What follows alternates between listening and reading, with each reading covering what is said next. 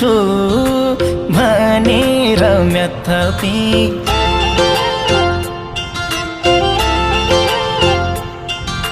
तिमलाई भुल्छु भनेर म्याथपी कि अन्जनमै याथपी पानी परेको तिम्रो याद आयो र बेसी झरेको तिम्रो याद आयो र बेसी झरेको